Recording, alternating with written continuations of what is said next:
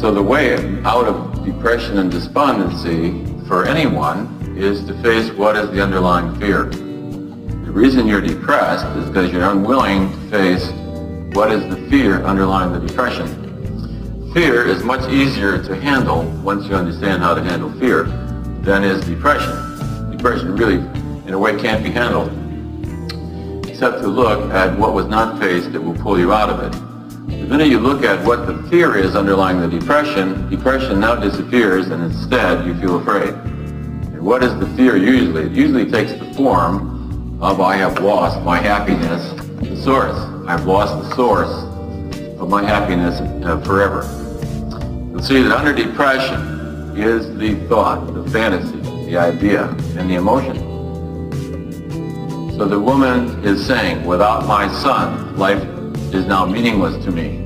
He was my life. I based my life around my son and what he was in the world, and now my life has no meaning. So I have lost the source of meaning and happiness in my life.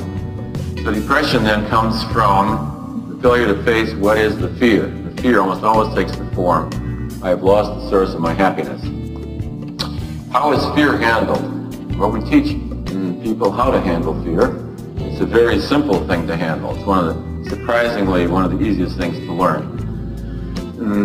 Handling fear then is merely handling the fear of the fear. And the way you handle fear is by disassembling it, taking the fear away from the fear. Once you're no longer afraid of fear, it's really a nothing. When you disassemble it and take it down to what it is, you know, fear is a feeling of dryness in the mouth, maybe palpitations, maybe some weakness in the legs, butterflies in the stomach, gastrointestinal discomfort, whatever. If you ask yourself, you know, could I handle that? Could I let go resisting that? So what you do is you let go resisting what you're actually experiencing and stop labeling it.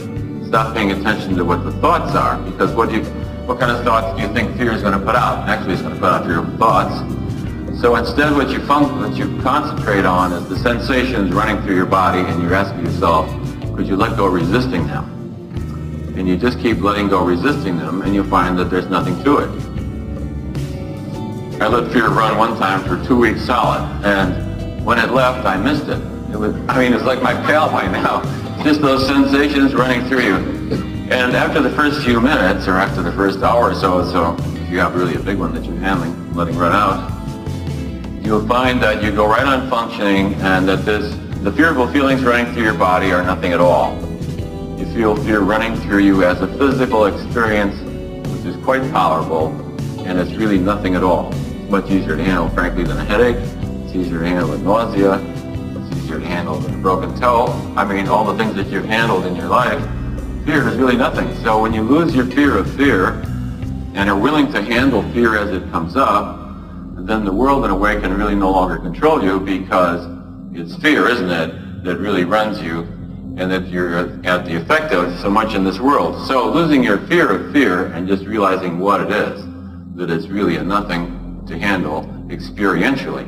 Yes? So basically what you're saying is that you have to stop thinking the thoughts. Right.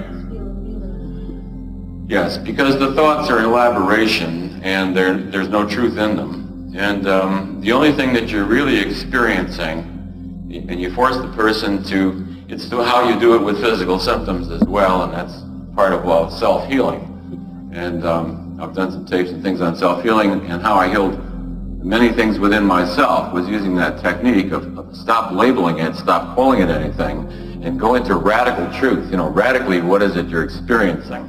Radically speaking, what is it you're experiencing? You're not experiencing fear any more than you can experience asthma or allergies or hay fever.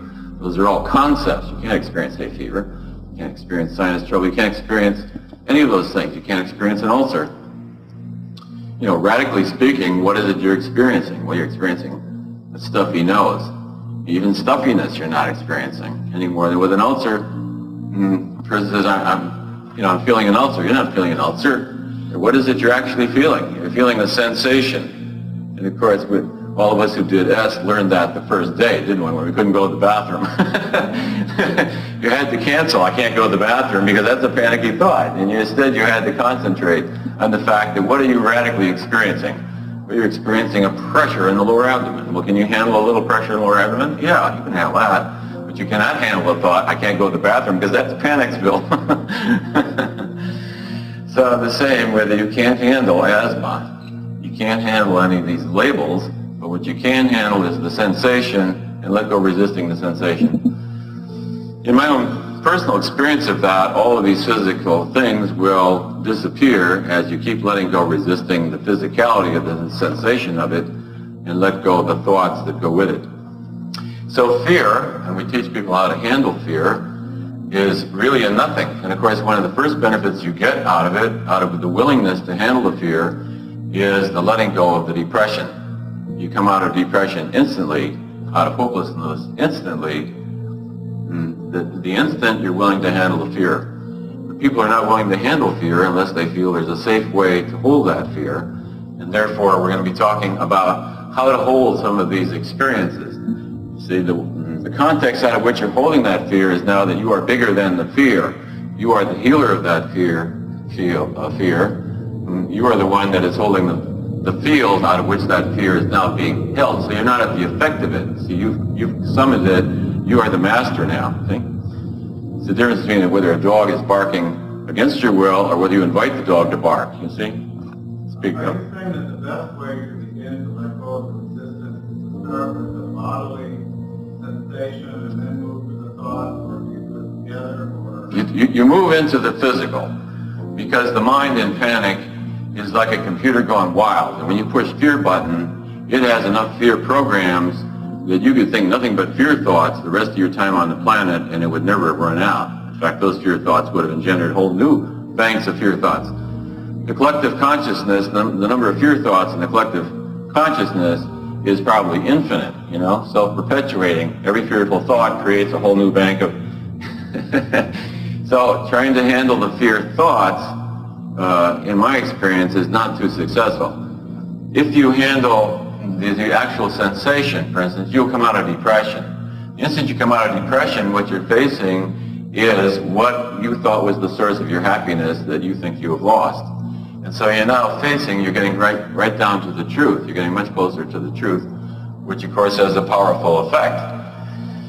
In the addictions, we try to get people to do that. You see, they come in apathy. My situation is hopeless. My case is hopeless. I mean, my case is different, and AA is fine for you folks.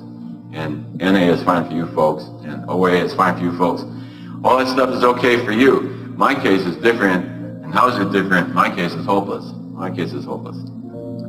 To move them up out of hopelessness into grief, because when you begin to see the cost of not only addiction, but any physical illness or any problem in your life, the next reaction you get is grief, because you see the loss, you see the cost, because grief is really about cost. You see what the cost has been, the price, and you see what you've sold out and what you've let go of. And so therefore you move up into a regret and a grief. And in the addictive field, people go into regret and grief over the loss that has occurred already in their life about addiction. Then they move up to fear, because grief having handled the past, fear now, they extrapolate what has happened in the past. And unless you're somewhat retarded, you begin to realize that this is a progressive illness and that the losses of the past are nothing compared to what they are going to be in the future. So far, you know, you've lost a part of your stomach.